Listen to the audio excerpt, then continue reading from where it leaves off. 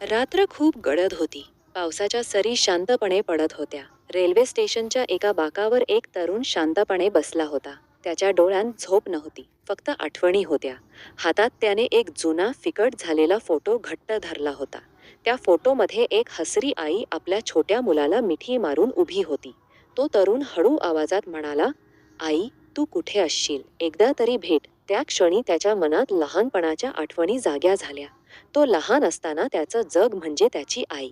आईच्या हातचं जेवण, तिची अंगाई, तिची माया. त्याच्यासाठी तीच सर्व काही होती. गरीब घर होतं, पण प्रेमाची श्रीमंती होती. एक दिवस मात्र सर्व काही बदललं. वडिलांचं अचानक निधन झालं. घरावर संकटांचं सावट आलं. कर्ज, उपासमार आणि लोकांचे टोमणे. आईने दिवस रात्र कष्ट केले. स्वतः उपाशी राहून मुलाला जेवू घातलं. एके दिवशी गावात एक नातेवाईक आला. त्याने मुलाला शहरात शिक्षणासाठी नेण्याचा प्रस्ताव ठेवला.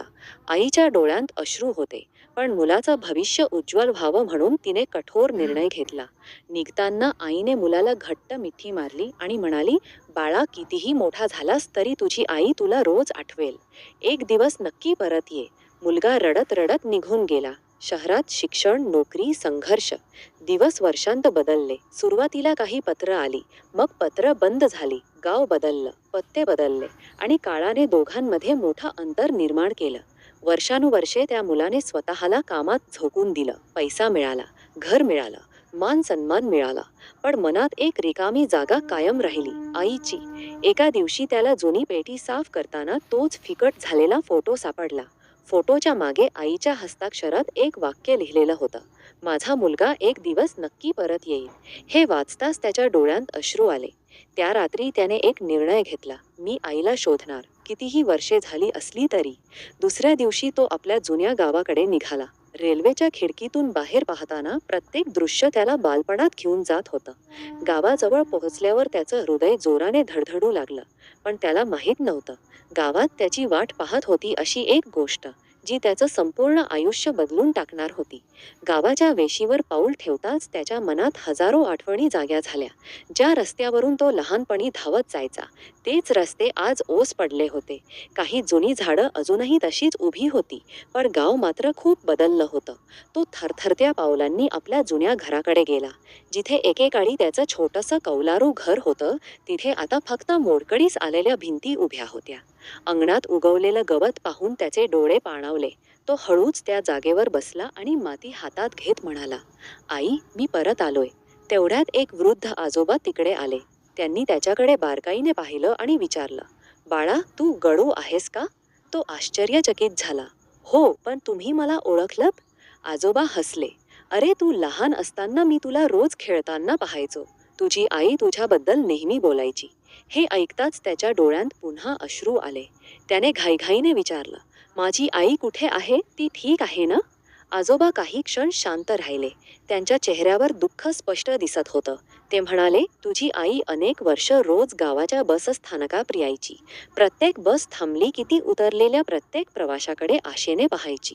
तिला वाटायचं, आज माझा मुलगा नक्की येईल." हे ऐकून त्याच्या पायाखालची जमीनच सरकली. आजोबा पुढे म्हणाले, "लोक तिला वेडी म्हणायचे, पण ती फक्त एक आई होती." तो रडू लागला. "मग आता ती कुठे आहे?" आजोबांनी थरथरत्या आवाजात सांगितलं, "2 वर्षांपूर्वी ती गाव सोडून गेली. कुणालाच सांगितलं नाही. फक्त एवढंच म्हणाली, माझा मुलगा आला तर त्याला सांग, मी त्याच्यावर कधीच रागावले नाही." हे शब्द ऐकताच त्याच्या डोळ्यांसमोर अंधार दाटला. त्याला स्वतःवरच राग येऊ लागला. "मी इतकी वर्ष का आलो नाही? आई माझी वाट पाहत होती आणि मी मात्र आयुष्याच्या धावपळीत हरवून गेलो." आजोबांनी त्याच्या खांद्यावर हात ठेवला. "अजून उशीर झालेला नाही. शेवटचा मला एवढंच माहीत आहे, ती जवळच्या शहरातल्या एका वृद्धाश्रमात काम करत होती." हे ऐकताच त्याच्या मनात पुन्हा आशेचा किरण जागा झाला. त्याने आजोबांचे आशीर्वाद घेतले आणि लगेच त्या शहराच्या दिशेने प्रवास सुरू केला. त्याच्या मनात आता एकच ध्यास होता, आईला शोधायचंच. पण त्याला अजूनही माहीत नव्हतं, वृद्धाश्रमात त्याची वाट पाहत होतं एक असं सत्य, जे ऐकून त्याचं हृदय तुटणार होतं. दुसऱ्या दिवशी सकाळी तो शहरातील त्या वृद्धाश्रमाच्या गेटसमोर उभा होता. त्याचं हृदय जोरात धडधडत होतं. मनात एकच प्रश्न होता, आई इथे असेल का? त्याने थरथरत्या हाताने गेट उघडलं आणि आत प्रवेश केला. अंगणात काही वृद्ध व्यक्ती शांतपणे बसल्या होत्या. कोणीतरी भजन म्हणत होतं तर कोणीतरी दूरवर नजर लावून आपल्या मुलांची वाट पाहत होतं. हे दृश्य पाहून त्याच्या डोळ्यांत पाणी आलं. तो कार्यालयात गेला आणि व्यवस्थापकांना विचारलं, इथे काही वर्षांपूर्वी एका महिलेने काम केलं होतं. तिचं नाव शांता. व्यवस्थापक काही क्षण विचारात पडले. हो, शांताताई. खूप प्रेमळ होत्या. इथल्या प्रत्येक वृद्धांची त्या आईसारखी काळजी घ्यायच्या. हे ऐकताच त्याच्या चेहऱ्यावर आशेचं हास्य उमटलं. तो घाईघाईने म्हणाला, त्या कुठे आहेत? मी त्यांचा मुलगा आहे. हे ऐकताच व्यवस्थापक शांत झाले. त्यांनी टेबलाच्या ड्रॉवरमधून एक जुनं पाकीट बाहेर काढलं. हे त्यांनी आमच्याकडे ठेवून दिलं होतं. म्हणाल्या होत्या, माझा मुलगा कधीतरी आला तर हे त्याला द्या. त्याचे हात थरथर कापत होते. त्याने पाकीट उघडलं. आत एक जुना फोटो, एक राखी आणि एक पत्र होतं. त्याने पत्र उघडलं. माझ्या लेकरा, जर तू हे पत्र वाचत असशील तर याचा अर्थ तू मला शोधत आलास. मला तुझ्यावर कधीच राग नव्हता. मला फक्त एवढंच वाटायचं की तू सुखी असावास. मी रोज देवाकडे तुझ्यासाठी प्रार्थना केली. जर आपली भेट झाली नाही तरी लक्षात ठेव, आईचं प्रेम कधीच संपत नाही. पत्र वाचताच त्याचा बांध फुटला. तो जोरात रडू लागला. काही वेळाने त्याने व्यवस्थापकांना विचारलं, माझी आई आता कुठे आहे? व्यवस्थापकांनी खोल श्वास घेतला. 6 महिन्यांपूर्वी त्यांची तब्येत बिघडली. त्यांना एका छोट्या आश्रमात नेण्यात आलं. तिथे त्या विश्रांती घेत आहेत. हे ऐकताच त्याच्या डोळ्यांत पुन्हा आशा निर्माण झाली. म्हणजे त्या जिवंत आहेत? व्यवस्थापक हसले. हो, पण खूप अशक्त आहेत. अजूनही त्या दररोज एकच नाव घेतात, माझा मुलगा येईल. हे ऐकताच तो क्षणाचाही विलंब न करता आश्रमाकडे निघाला. गाडी वेगाने पुढे जात होती. पण त्याच्या मनात एकच भीती होती, मी उशीर तर केला नाही ना? रस्त्याच्या शेवटी त्याला आश्रमाचा फाटक दिसला. तो धावत आत गेला आणि एका खोलीसमोर येऊन थांबला. आतून एक अशक्त पण प्रेमाने भरलेला आवाज ऐकू आला, माझा बाळ एक दिवस नक्की येईल. त्याच्या डोळ्यांतून अश्रूंचा पूर वाहू लागला. तो थरथरत्या हाताने खोलीचं दार हळूच उघडतो. खोलीत एक साधा पलंग, देवघरात लहानसा दिवा आणि खिडकीतून येणारा मंद प्रकाश. त्या पलंगावर एक अशक्त वृद्ध आई शांतपणे पडलेली असते. तिचे केस पूर्ण पांढरे झालेले, चेहऱ्यावर सुरकुत्या, पण डोळ्यांत अजूनही मुलाची वाट पाहणारी आशा. तो काही क्षण तसाच उभा राहतो. त्याच्या ओठांवर शब्दच येत नाहीत. शेवटी तो हळू आवाजात म्हणतो, आई. तो एकच शब्द ऐकतच वृद्ध आईचे डोळे हळूहळू उघडतात. ती त्याच्याकडे एकटक पाहत राहते. तिला विश्वासच बसत नाही. ती पुन्हा कुजबुजते, माझा बाळ?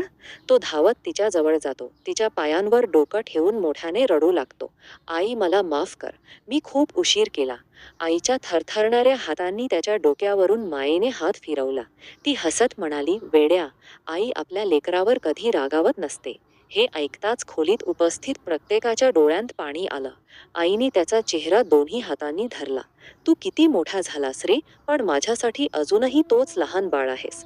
तो अश्रूंनी भरलेल्या डोळ्यांनी म्हणाला, आई, मला तुझ्याशिवाय काहीच नको. चल, आपण घरी जाऊ. आईने मंद स्मित केलं. घर? माझं घर तर तू आहेस बाळा. हे शब्द त्याच्या हृदयाला स्पर्श करून गेले. त्याने आईला घट्ट मिठी मारली. त्या मिठीत अनेक वर्षांचा विरह, वेदना आणि प्रेम एकवटलं होतं. आश्रमातील सर्वजण हा क्षण पाहून भावूक झाले. व्यवस्थापक म्हणाले, आज आम्ही आईच्या डोळ्यांत इतका आनंद पहिल्यांदाच पाहतोय. मुलाने आईला हळूच व्हीलचेअरवर बसवलं. आश्रमातून बाहेर पडताना आईने एकदा मागे वळून देवाला नमस्कार केला. ती हळू आवाजात म्हणाली, देवा, माझी एकच इच्छा होती, माझा मुलगा पुन्हा भेटावा. आज ती पूर्ण झाली. गाडीत बसल्यानंतर आईने त्याचा हात घट्ट पकडला.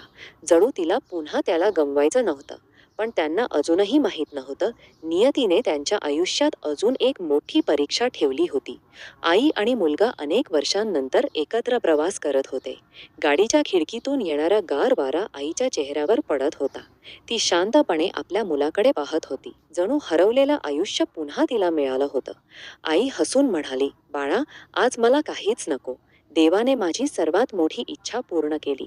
मुलाने तिचा हात हातात घेतला. आई, आता तुला कधीच एकटं सोडणार नाही. आयुष्यभर तुझी सेवा करेन. आईच्या डोळ्यांत आनंदाश्रू तरळले. थोड्याच वेळात त्यांनी शहरातील एका छोट्याशा घरात प्रवेश केला. मुलाने आधीच सर्व तयारी केली होती. देवघरात दिवा लावला होता, स्वयंपाकघरात आईला आवडणारे पदार्थ बनवले होते आणि भिंतीवर त्यांच्या जुन्या फोटोची सुंदर फ्रेम लावली होती. आई घरात पाऊल टाकताच म्हणाली, "हे घर नाही रे, माझ्यासाठी तर स्वर्ग आहे." काही दिवस खूप आनंदात गेले. मुलगा रोज आईसाठी स्वयंपाक करू लागला. औषधं वेळेवर द्यायचा, तिच्यासोबत गप्पा मारायचा. रात्री तिच्या जवळ बसून लहानपणीच्या गोष्टी ऐकायचा. एके दिवशी आई म्हणाली, "बाळा, तुला आठवतं? लहानपणी तू म्हणायचास, 'आई, मी मोठा झालो की तुला राणीसारखं ठेवीन.'" मुलगा हसला आणि डोळे पुसत म्हणाला, "आई, उशीर झाला, पण माझं वचन आज पूर्ण करतोय." पण नियतीला काही वेगळंच मान्य होतं. त्या रात्री अचानक आईच्या छातीत तीव्र वेदना सुरू झाल्या. तिचा श्वास घ्यायलाही त्रास होऊ लागला. मुलगा घाबरला. "आई, धीर धर, आपण लगेच हॉस्पिटलला जाऊ." तो तिला तातडीने रुग्णालयात घेऊन गेला. डॉक्टरांनी तपासणी केली आणि म्हणाले, "त्यांची प्रकृती खूप नाजूक आहे. वयामुळे शरीर खूप अशक्त झालं आहे. आम्ही पूर्ण प्रयत्न करू." मुलगा बाहेरच्या बाकावर बसून रडत होता. तो देवाकडे हात जोडून म्हणाला, "देवा, माझी आई मला इतक्या वर्षांनी भेटली आहे. आता तिला माझ्यापासून दूर नेऊ नकोस. तिचं उरलेलं आयुष्य मला दे." रात्रभर तो आईच्या शेजारी बसून तिचा हात हातात धरून राहिला. पहाटे आईने हळूच डोळे उघडले. ती मंद आवाजात म्हणाली, "बाळा, रडू नको. प्रत्येकाचं आयुष्य एक दिवस संपतं, पण आईचं प्रेम कधीच संपत नाही." मुलगा तिच्या मिठीत शिरला. "आई, मला अजून तुझ्यासोबत खूप जगायचं आहे." आईने त्याच्या डोक्यावरून हात फिरवला. "तू आनंदी राहिलास तर मी कायम तुझ्यासोबत असेन." तेवढ्यात डॉक्टर पुन्हा खोलीत आले.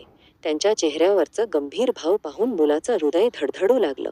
डॉक्टरांनी जे सांगितलं ते ऐकून त्याच्या आयुष्याला पुन्हा एकदा मोठा धक्का बसणार होता. डॉक्टर हळूहळू खोलीत आले. त्यांच्या चेहऱ्यावरचे भाव पाहून मुलाच्या मनात भीती निर्माण झाली. डॉक्टर शक्य ते सर्व प्रयत्न करत आहोत, पण त्यांच्या शरीरात आता ताकद उरलेली नाही.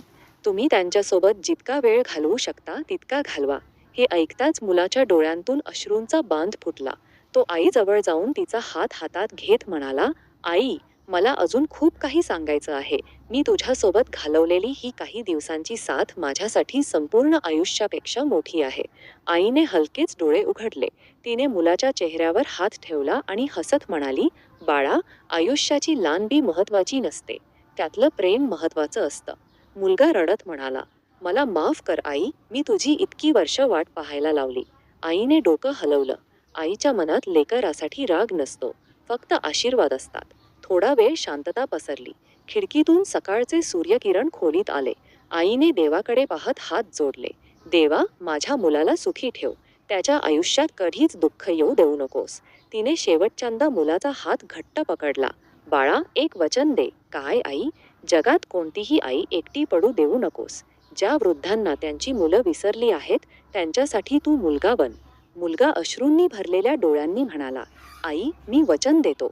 आईच्या चेहऱ्यावर समाधानाचं हास्य उमटलं. काही क्षणांनी तिचा हात हळूहळू सैल झाला. डोळे शांतपणे मिटले आणि तिचा श्वास कायमचा थांबला. "आई." मुलाचा हंबरडा संपूर्ण हॉस्पिटलमध्ये घुमला. काही दिवसांनी त्याने आईच्या नावाने एक छोटासा वृद्धाश्रम सुरू केला. त्या आश्रमात येणाऱ्या प्रत्येक वृद्धाला तो आपल्या आई वडिलांप्रमाणे जपू लागला. भिंतीवर त्याने आईचा फोटो लावला होता.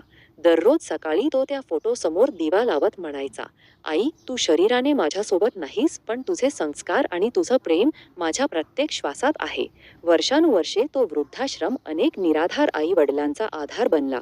लोक त्याला विचारायचे, "हे सगळं करण्याची प्रेरणा तुला कुठून मिळाली?" तो फक्त आईच्या फोटोकडे पाहून हसायचा आणि म्हणायचा, "जगात देव दिसत नाही म्हणतात, पण मला देव माझ्या आईमध्ये दिसला." कथेचा संदेश: जगात कितीही मोठे झालो, कितीही पैसा कमावला, तरी आई वडिलांच्या प्रेमाची जागा कोणीही घेऊ शकत नाही. ते आपल्या सोबत असताना त्यांना वेळ द्या, त्यांच्यावर प्रेम करा आणि त्यांची काळजी घ्या. कारण एकदा ते निघून गेले तर उरतात फक्त आठवणी आणि मनात आयुष्यभर